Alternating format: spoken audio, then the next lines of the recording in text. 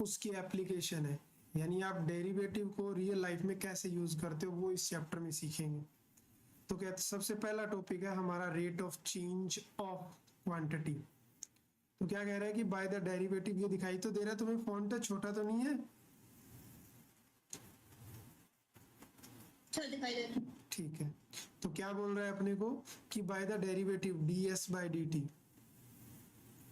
तो इसका मीनिंग क्या है? वी मीन दैट की rate of change of distance s with respect to the time, यानी s में कितना चेंज आ रहा है विद रिस्पेक्ट टू टाइम। जैसे पहले आर में कितनी डिस्टेंस कवर हुई, second hour, third hour, fourth hour, fifth hour, जैसे जैसे टाइम बढ़ रहा है वैसे वैसे डिस्टेंस में क्या चेंज आ रहा है, वो है rate of change of distance with respect to time. Here S एक डिपेंडेंट वेरिएबल है, क्योंकि डिस्टेंस तो डिपेंड कर रही है टाइम के ऊपर, जैसे जैसे टाइम बढ़ेगा डिस्टेंस क्या होगी, बढ़ेगी। तो वो एक डिपेंडेंट क्वांटिटी होगी और टी एक इंडिपेंडेंट क्वांटिटी है। So we can say that कि the rate of change of a quantity is the derivative of the dependent quantity with respect to the quantity at which it depend।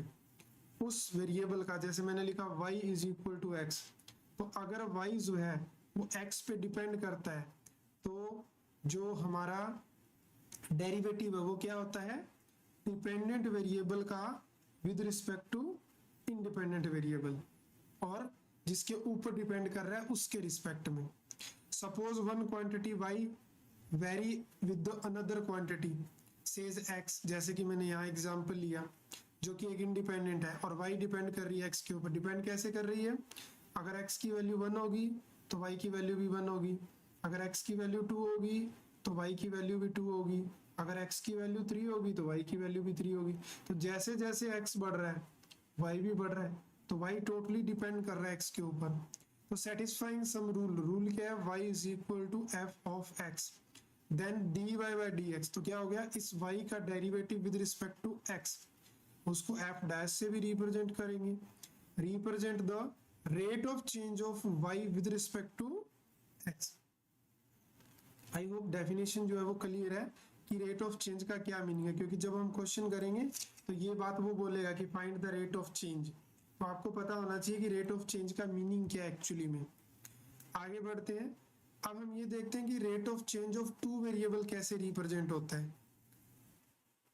मान लो कि x किसी और का function है, y किसी और का फंक्शन है, लेकिन हमें दोनों का रेट ऑफ चेंज निकालना है।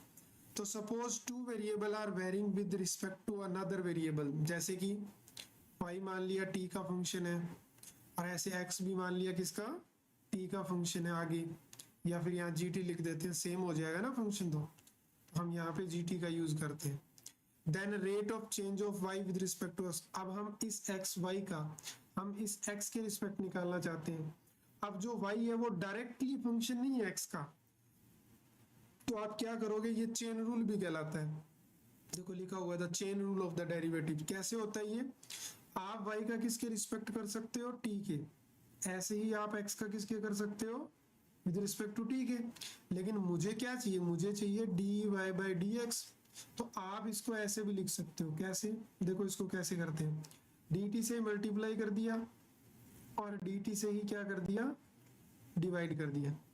अब क्या करेगा, इस dt को तो इसके नीचे ले लो, dy बाय क्या हो जाएगा, dt,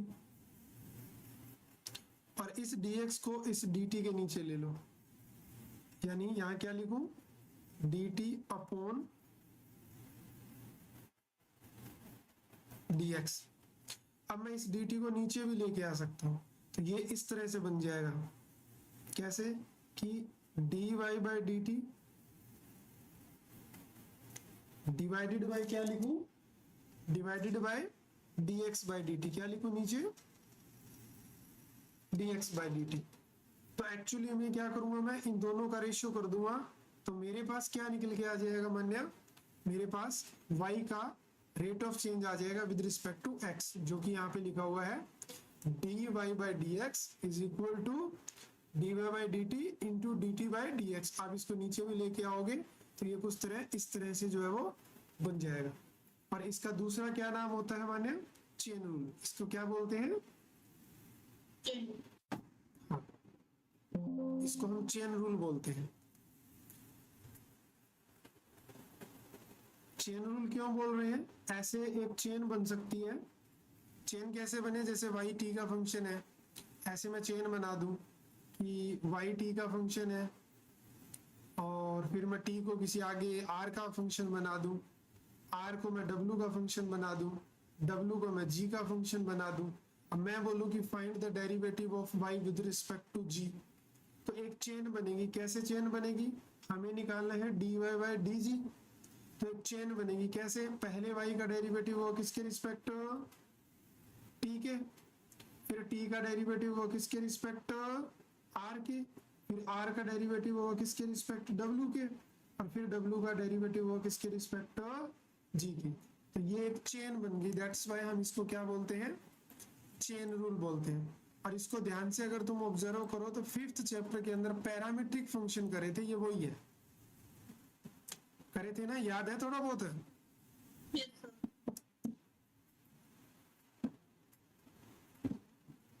उसके बाद में इसके अंदर सम एक्स्ट्रा इंफॉर्मेशन है हमारे पास कि this the rate of change of y with respect to x can be calculating using the rate of change of y and that of x both with respect to t।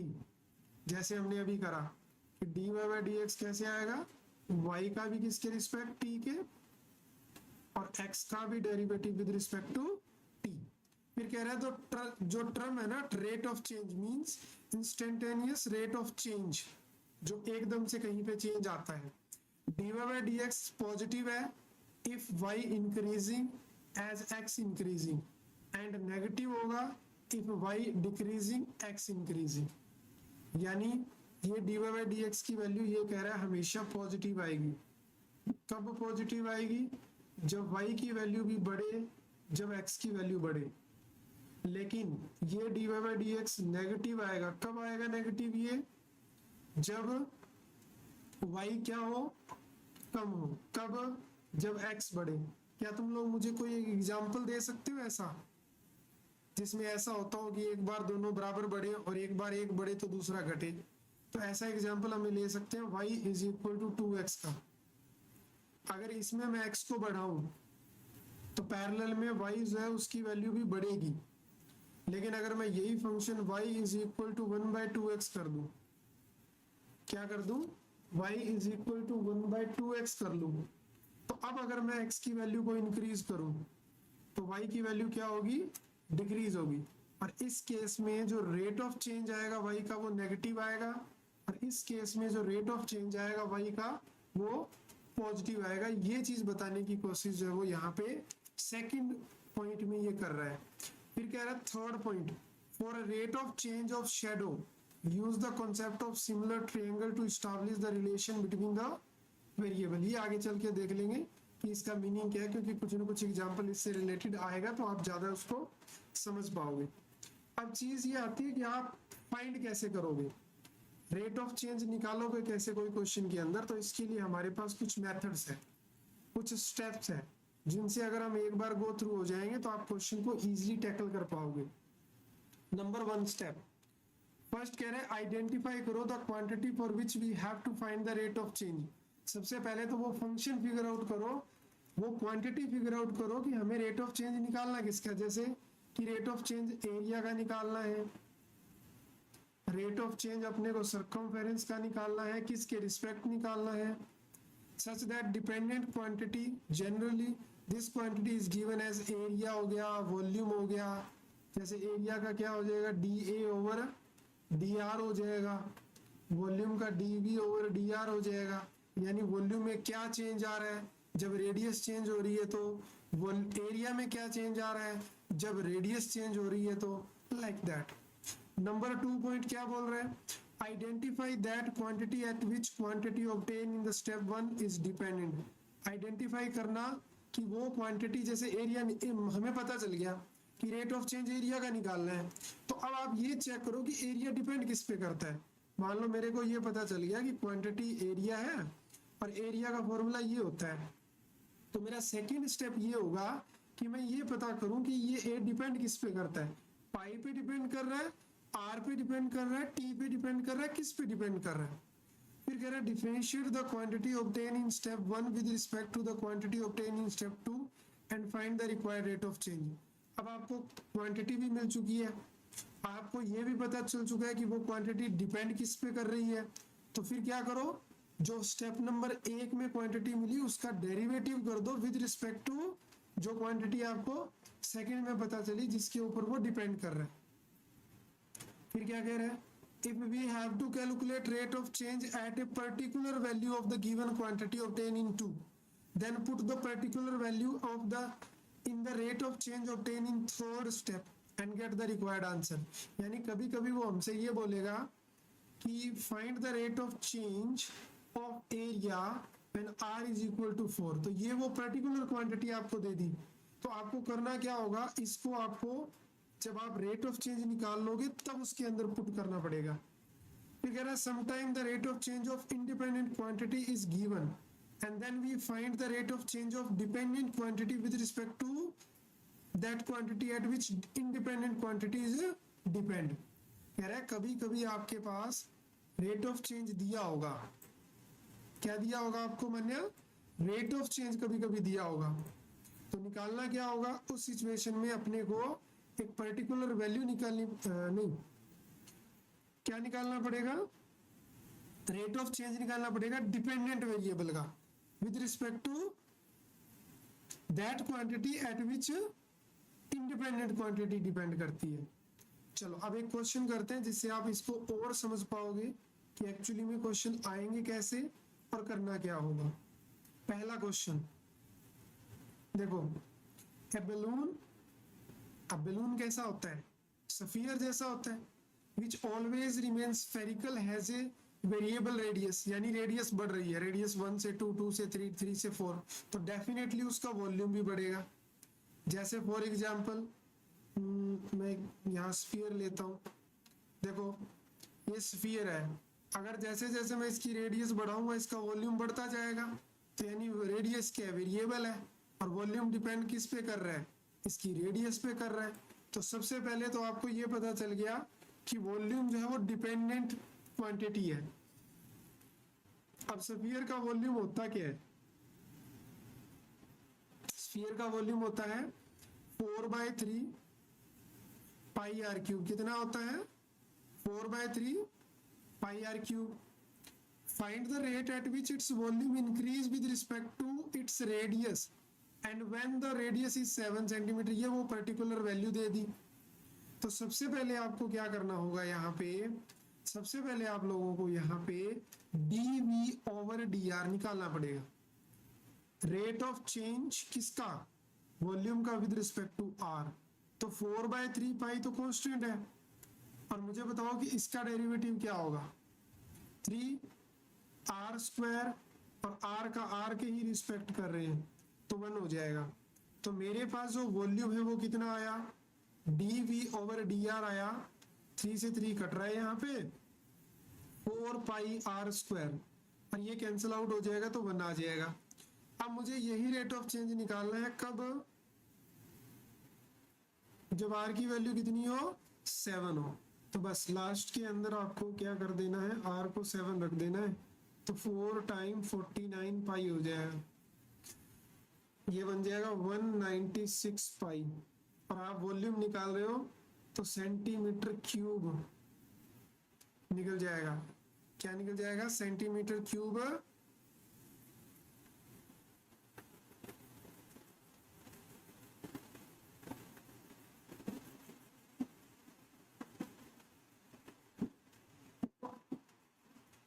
क्या यहां तक समझ आया, और किसके रिस्पेक्ट निकाला, radius के, तो पर सेंटीमीटर, यानी इस नीचे वाले का भी यूनिट लिखना होता है, और ये जो यूनिट है ये ऊपर वाले का यूनिट है।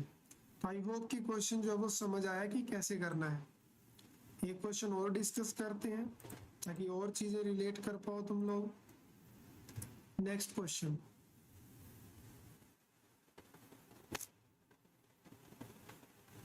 चलो देखो कैसे करेंगे। कहता है कि the radius of the circle जो है वो इंक्रीज हो रही है at a rate of 0.2 centimetre per second, यानी आपको रेट ऑफ चेंज दे रखा है रेडियस का with respect to time 0.2 centimetre per second. Calculate the rate of increase of the area, आपको क्या निकालना है, डी ए ओवर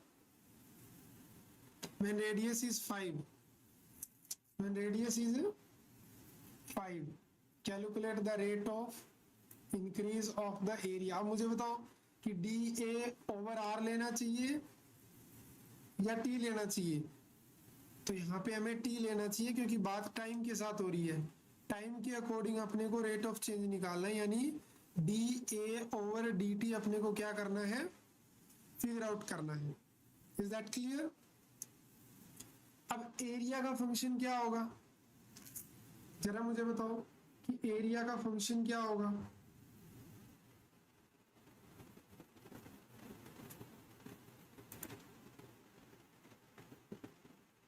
एरिया का फंक्शन क्या होगा,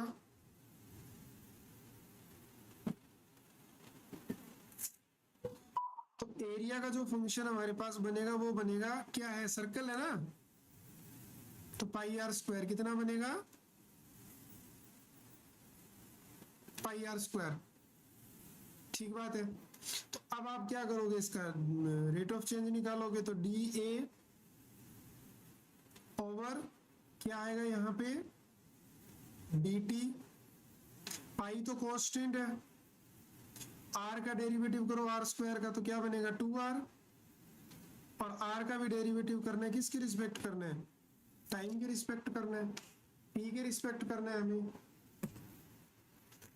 अब यहाँ पे D R by D T की वैल्यू तो उसने पहले दे रखी है, तुम लोग यहाँ पे पुट कर दो 2 पाई आर, पर D R by D T की वैल्यू कितनी है 0.2, तो मल्टीप्लाई अगर मैं करूं तो बन गया 0.4 पाई आर। लेकिन उसने तो मुझसे पूछा था rate of change when R कितना हो 5 हो, तो एट द एंड आपको क्या करना होगा, आर की वैल्यू सब्स्टिट्यूट करनी पड़ेगी, 0.4 पाई इंटू 5 हो जाएगा।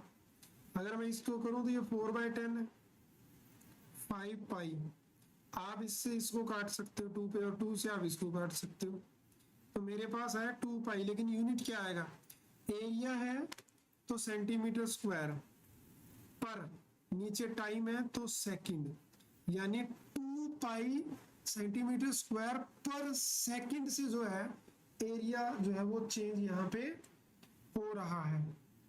क्या कोई यहाँ तक डाउट है तुम लोगों को? ठीक है, वेरी गुड। चलो फिर आगे बढ़ते हैं और क्वेश्चन नंबर 3 देखते हैं।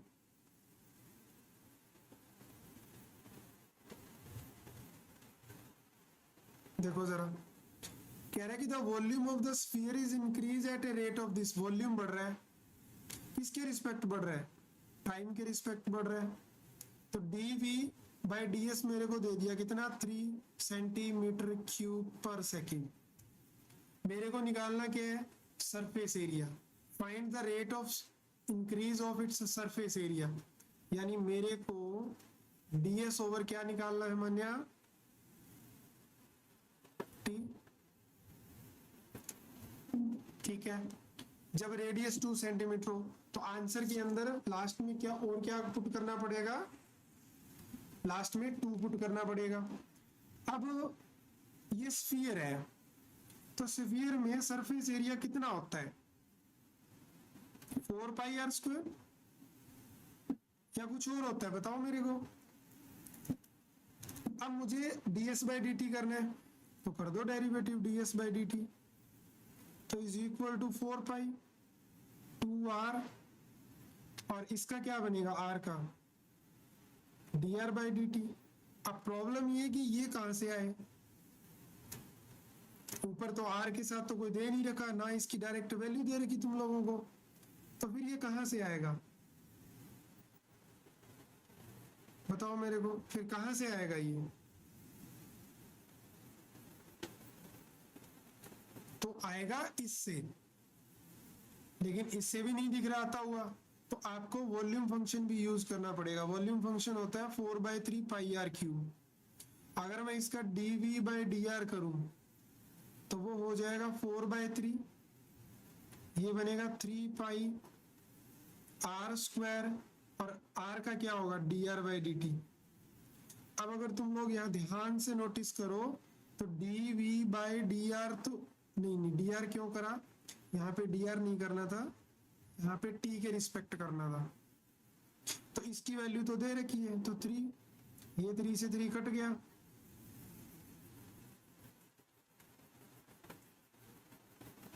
ये चीज नीचे आ जाएगी, तो D R by D T की वैल्यू मिल गई मेरे को, कितनी मिली 3/4, और वो पाई स्क्वायर भी इसके नीचे ही आएगा यहाँ पे, ये वैल्यू तुम लोग यहाँ यूज कर दो।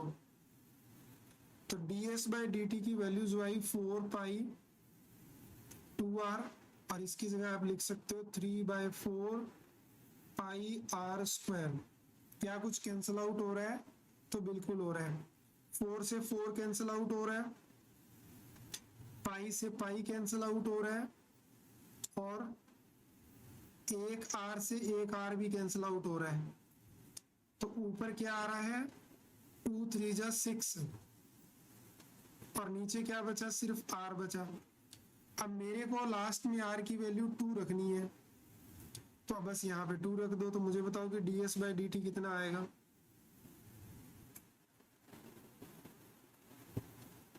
6/2,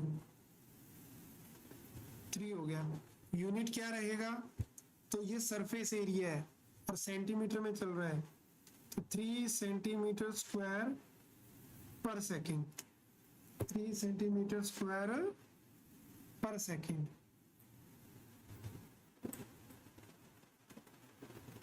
क्या कोई समस्या है किसी को यहाँ तक?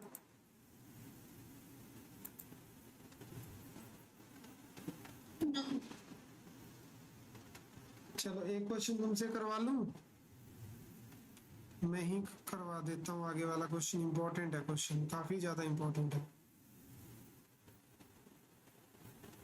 देखो, a ladder 5 metre long is leaning against a wall.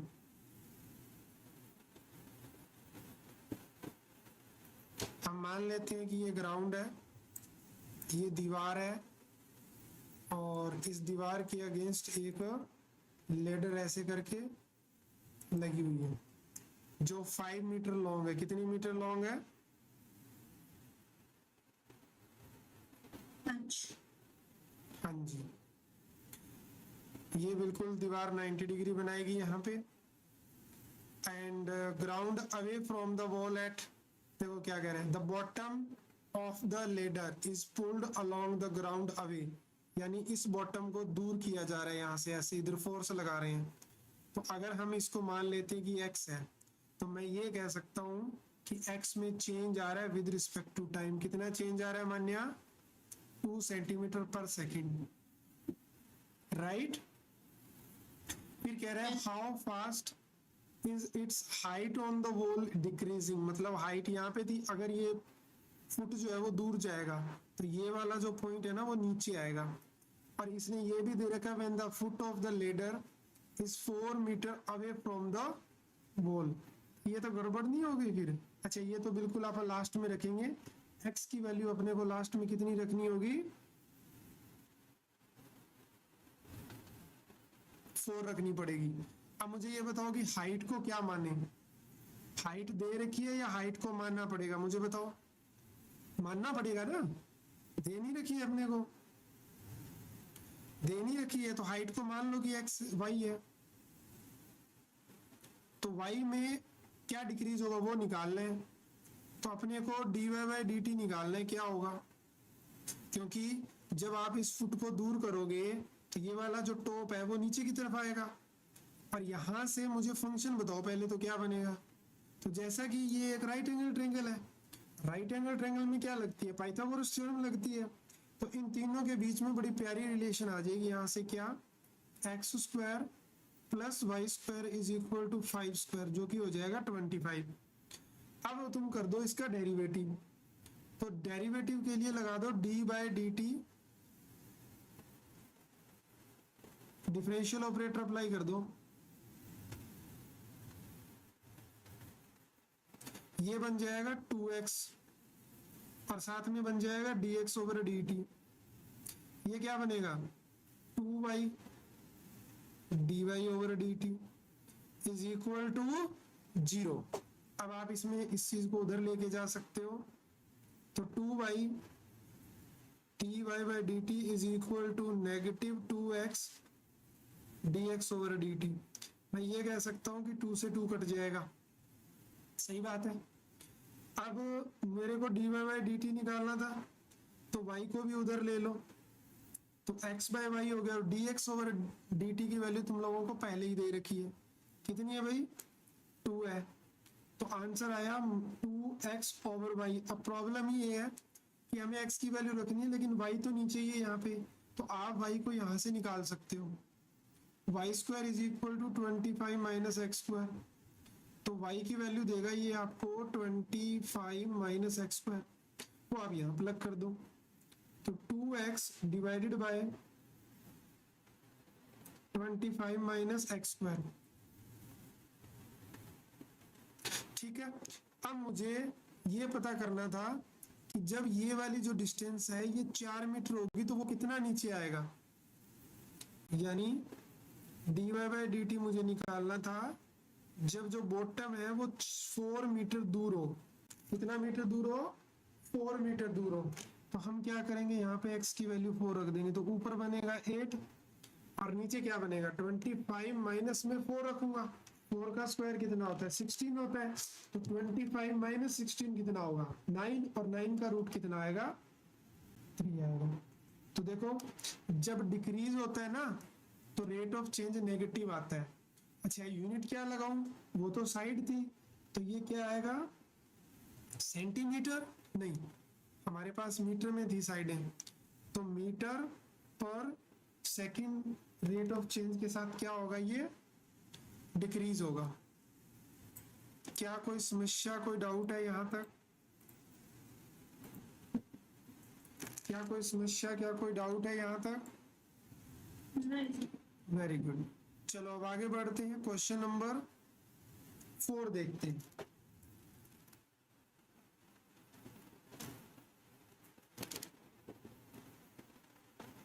Question number 4 देखो, the radius r of a right circular cone is decreasing at a rate of 3 centimeter।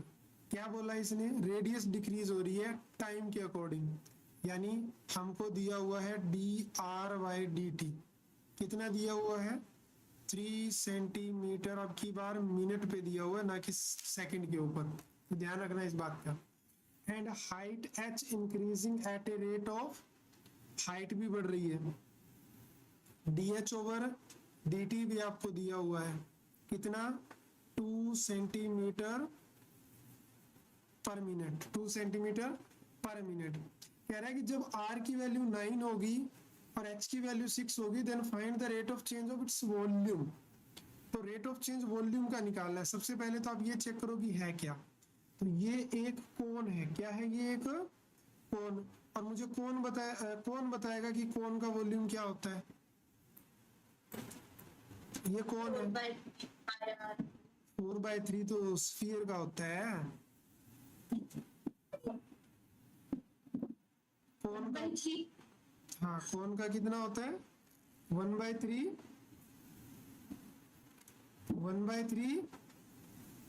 Are square H, हाँ 1/3 पाई आर स्क्वायर एच। तो लिखेंगे फिर यहाँ पे 1/3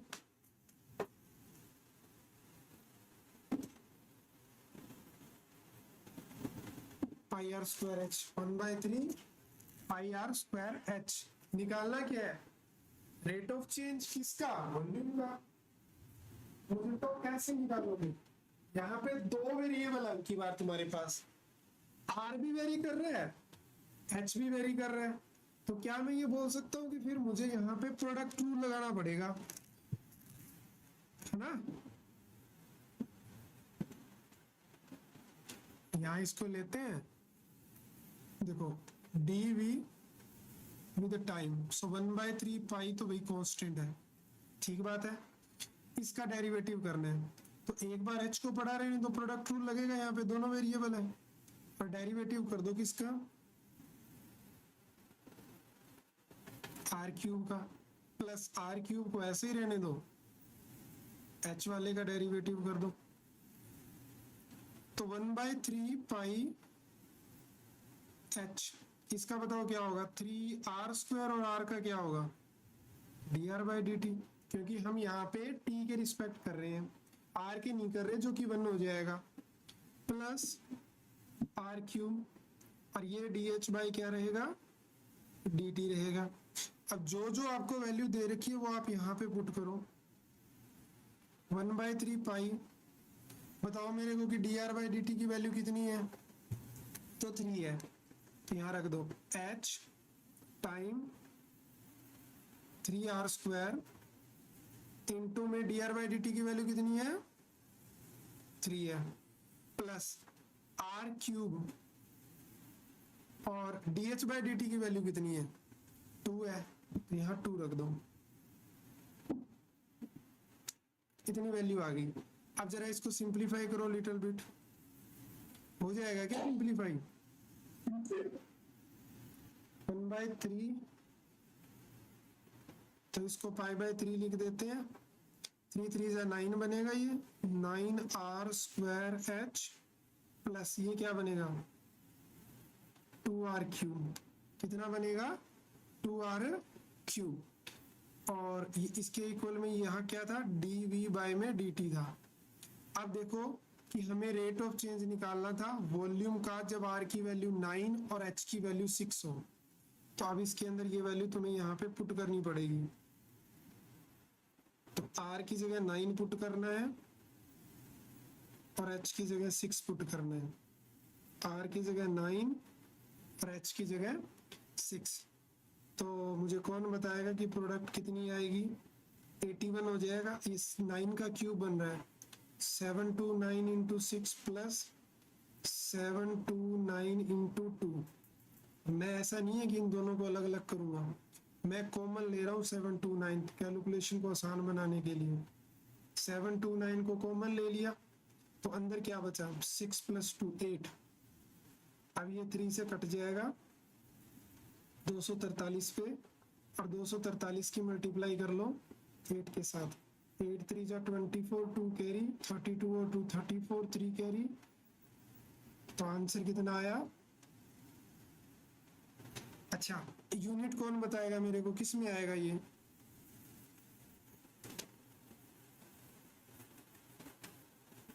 लेकिन एक second हमने कुछ गड़बड़ कर दी।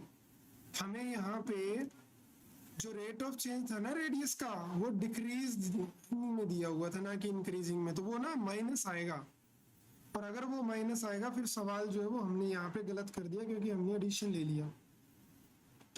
तो कहाँ दिया हुआ था अपने को dr/dt, चेक करो पहली टर्म में dr/dt था या सेकंड टर्म में था, तो यहाँ पे पहली टर्म में था, तो ये वाली वैल्यू जो है ना वो नेगेटिव होगी, तो ये नेगेटिव का आएगा, तो ये नेगेटिव का होगा, ये नेगेटिव का होगा। तो जब तुम लोग 729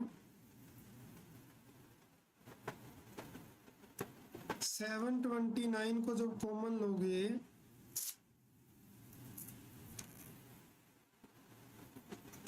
तो नेगेटिव का 6 होगा।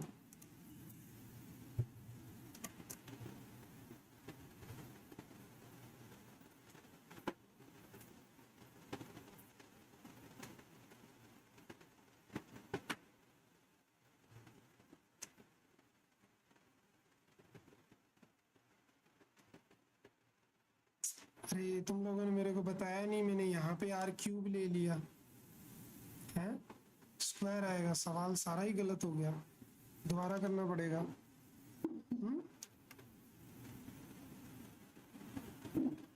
तुम ध्यान नहीं देते ऐसा,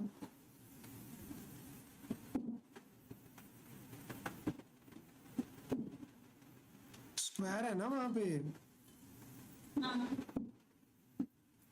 क्यूब कैसे आ गया। 1/3 पाई h ऐसे ही रहेगा, डेरिवेटिव करना है t के रिस्पेक्ट में, r² का ध्यान से करेंगे अब की बार, r² को सेम dh/dt, तो 1/3 पाई इसका हो जाएगा 2r dr/dt plus r² dh/dt।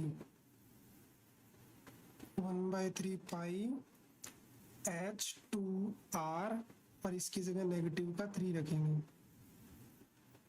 और इसकी जगह ये इंक्रीजिंग दिया हुआ था तो पॉजिटिव ही होगा।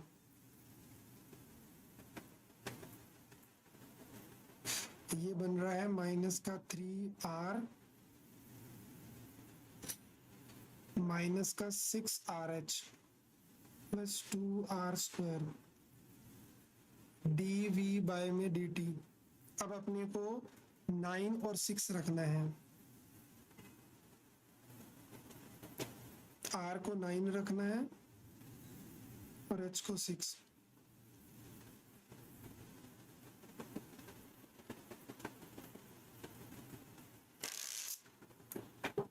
अब 36 कॉमन ले सकते हो तुम लोग,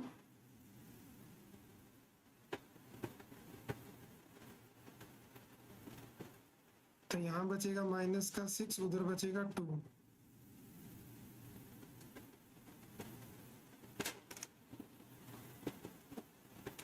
थ्री से काटेंगे 12 आएगा, और ये माइनस का 4 है तो माइनस का 48 पाई हो जाएगा।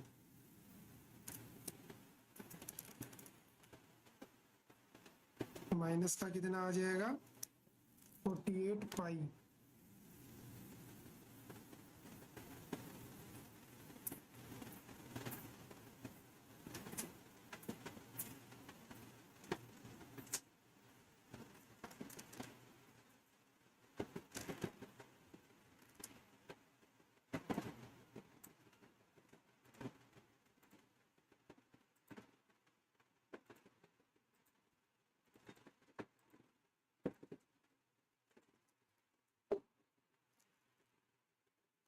चलो एक क्वेश्चन और बनाते हैं।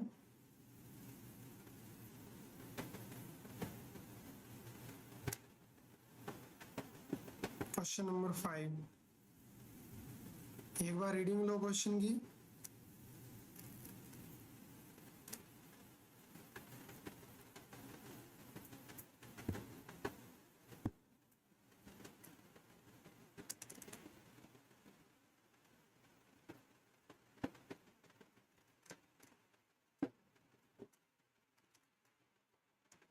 कह रहा है find the point on the curve y² is equal to 8x for which the abscissa and ordinate change at the same rate।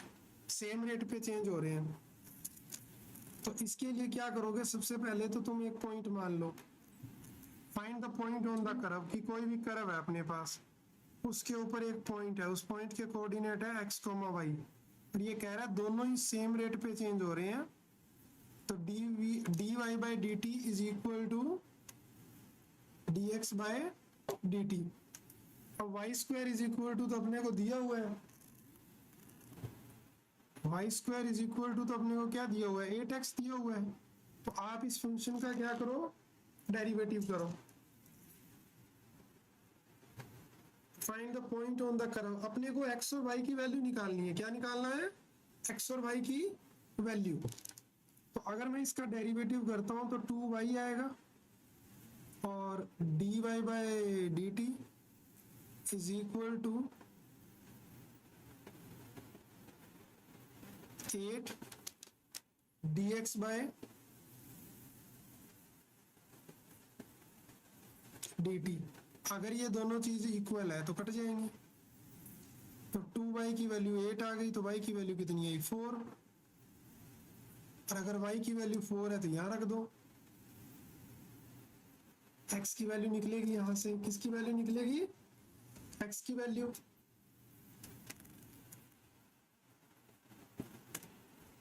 Four का square is equal to 8x, 16 is equal to 8x, तो ये इसको काटेगा, तो point क्या हो गया 2,4।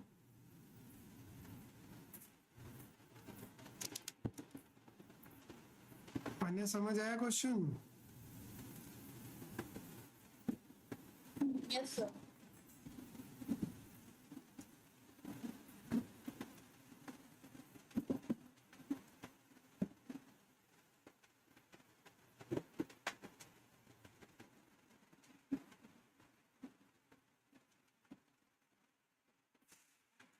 ठीक है, उसके बाद में अब आगे बढ़ते हैं। अब हमारे पास कुछ यूजफुल रिजल्ट है।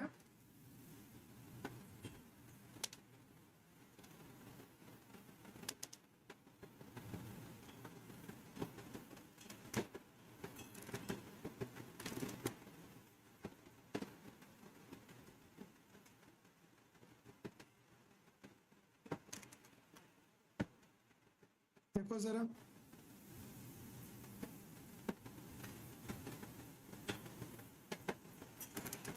ये बात हमें पता है, छोटी क्लासों में हम पढ़ते आए हैं कि अगर एरिया जो स्क्वायर का एक्स स्क्वायर है तो साइड उसकी एक्स है, पेरीमीटर 4x होगा। Area of rectangle X Y है, तो यहाँ पे लेंथ को x कंसीडर कर रहे हैं और ब्रेथ को y कंसीडर कर रहे हैं, तो जो इसका पेरीमीटर होगा वो 2 टाइम x प्लस वाई हो जाएगा। ठीक बात है, x और y लेंथ और ब्रेथ को रिप्रेजेंट कर रहे हैं। अब एक मार्जिनल रेवेन्यू का भी एक फंक्शन होता है। जो मार्जिनल रेवेन्यू होता है represent the rate of change of total revenue with respect to the total number of item जितनी सोल्ड हुई है। आर एक्स रेवेन्यू के लिए डिनोट करेंगे, फंक्शन है हमारा, रेवेन्यू फंक्शन है ये। एक्स यूनिट यहाँ पे सोल्ड हो रहे हैं, तो रेवेन्यू फंक्शन का डेरिवेटिव होगा विद रिस्पेक्ट टू एक्स। किसके रिस्पेक्ट में होगा? With respect to X. X क्या है?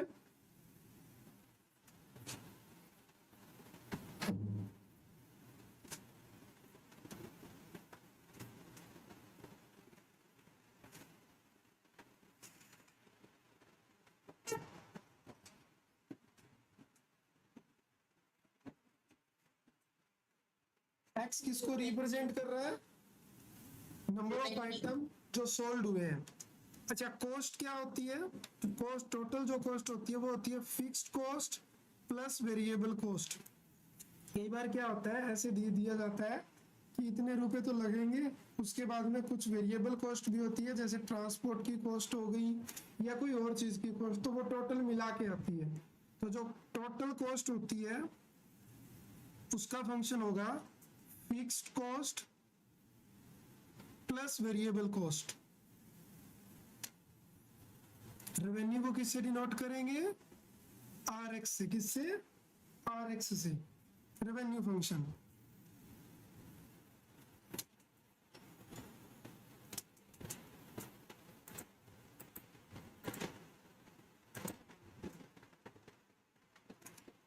क्वेश्चन देखो इसके ऊपर,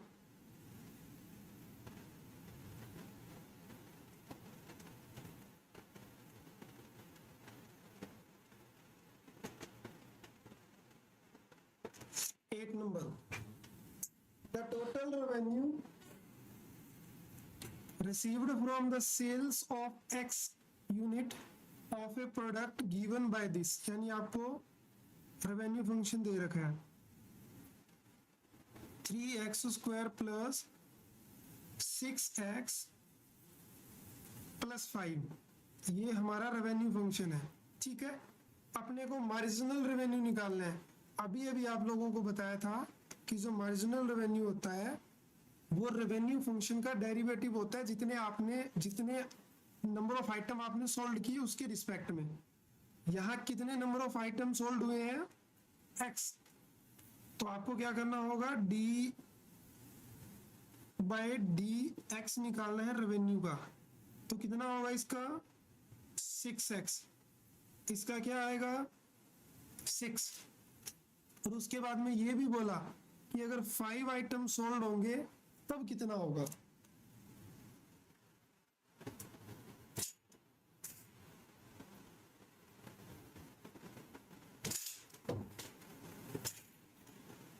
फाइव आइटम सोल्ड होंगे तब कितना होगा? तो इसमें पुट कर दो x की वैल्यू 5।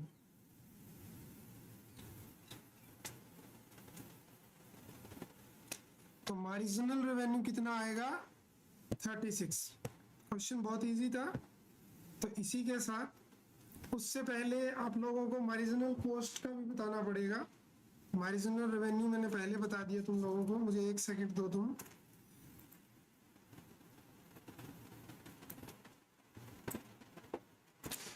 मुझे साथ साथ में नोट्स भी बनाने पड़ते हैं तुम्हारे लिए ताकि मैं बाद में शेयर कर पाऊँ।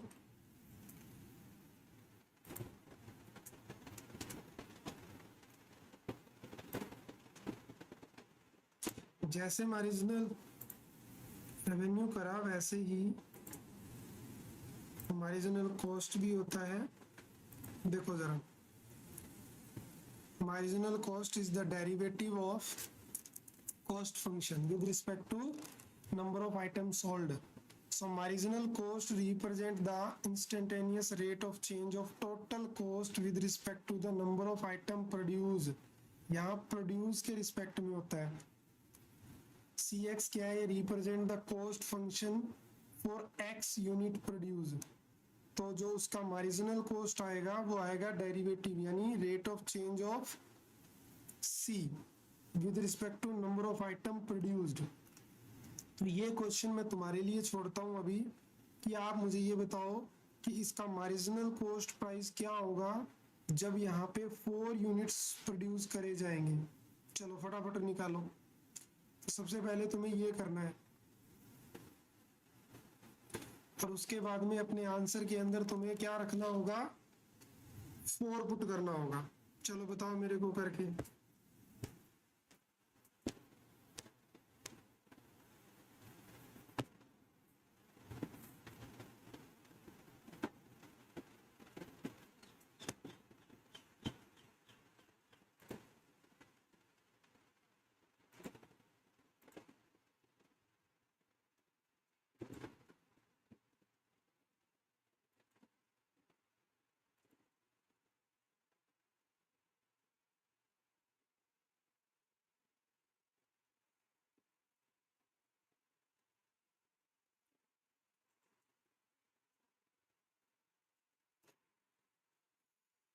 चलो बताओ फटाफट। सर एक सेकंड बस, मल्टीप्लिकेशन। ठीक है।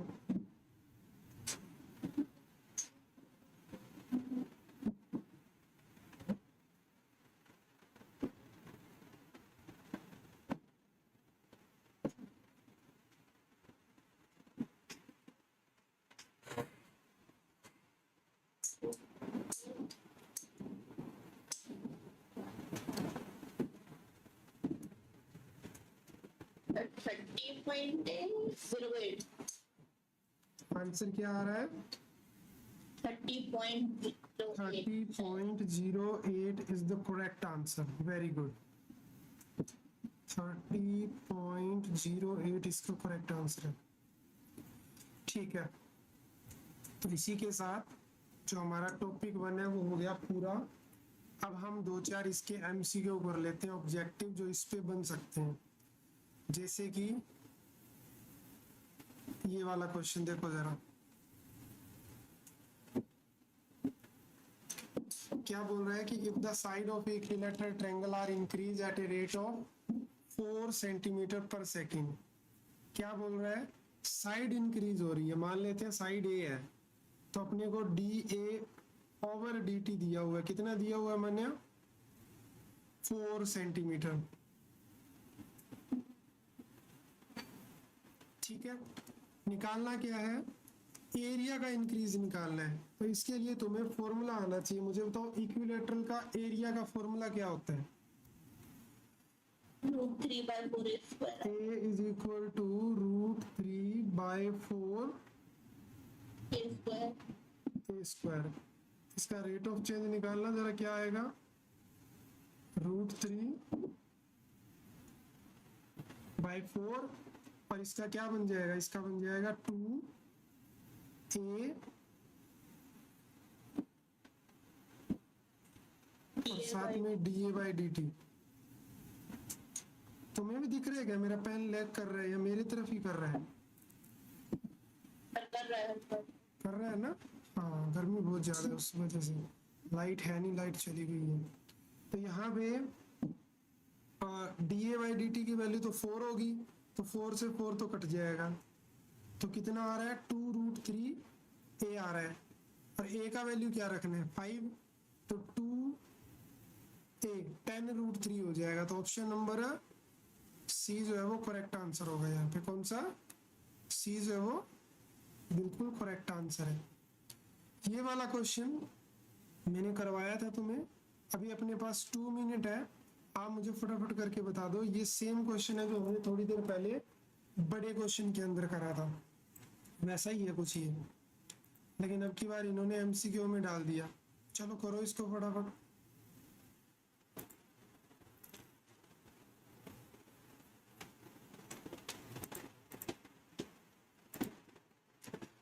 मैं बाकी चीजों को रफ कर देता हूँ। A ladder 5 meter long, standing horizontal, lean against a vertical wall, top of ladder slide down at rate of this centimeter। यानी अब की बार ये नीचे आ रहा है भाई, किस रेट से? 10 सेंटीमीटर के।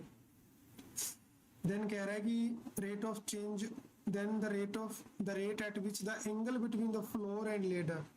तो ये वाला एंगल पूछ रहा है अपने से।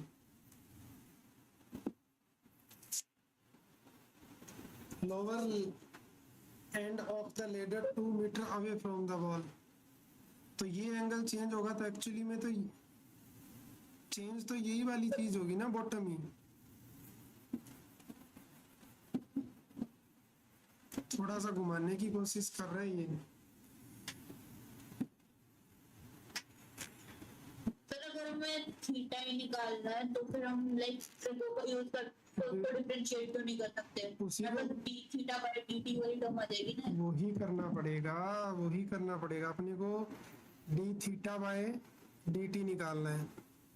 फिर क्योंकि बाय तो √20 बना रहा है, तो भी मैं सोचूं मैं साइन लूं या cos लूं, और तो फर्क पड़ेगा। तो इसका भी तो चाहिए ना, बॉटम तो नहीं चाहिए, लेकिन बॉटम को लेट तो करना पड़ेगा। तो तीनों चीज एक साथ लिखो। तो अगर हम y तो सेंटीमीटर गिवन तो है। है, हाँ 2 मीटर है, ठीक है, ये तो 2 मीटर है।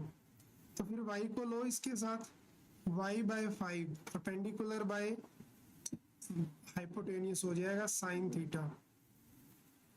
तो y is equal to 5 sine theta आ रहा है, डेरिवेटिव करो। dy by dt is equal to 5 sine का क्या हो जाएगा cos थीटा, और थीटा का क्या होगा d थीटा बाय dt। ठीक बात है। इसकी वैल्यू कितनी है? 10 है। 5 cos theta d theta by dt। अब ये 5 इसको 2 पे काट देगा, तो d थीटा की वैल्यू देखो क्या आ रही है, 2 बाय में cos थीटा आ रही है। अब cos थीटा की वैल्यू कैसे निकालें? तो वो तो मेरे को लगता है कि यहीं से निकल सकती है ना। साइन थीटा की वैल्यू इतनी है, तो यहाँ से cos थीटा की वैल्यू तो निकालनी पड़ेगी अपने को। लेकिन एक चीज और भी है इस क्वेश्चन के अंदर। ये 2 मीटर था, वो भी 2 मीटर था, लेकिन रेट देखो, रेट 10 सेंटीमीटर में है, तो गड़बड़ हो जाएगी। इसको हमें 500 लेना पड़ेगा, क्योंकि वो किस में है? सेंटीमीटर के अंदर है। तो इसको 500 लेके तुम इसको कंप्लीट करना। यूनिट का हमें ध्यान रखना है, अभी मेरे को नेक्स्ट क्लास में जाना पड़ेगा। तो 500 की जगह 5 मीटर की जगह 500 लोगे, क्योंकि जो रेट ऑफ चेंज दे रखा है वो यहाँ पे 10 सेंटीमीटर का दे रखा है। ये क्वेश्चन तुम्हारे होमवर्क में रहेगा, आगे का पार्ट इसका।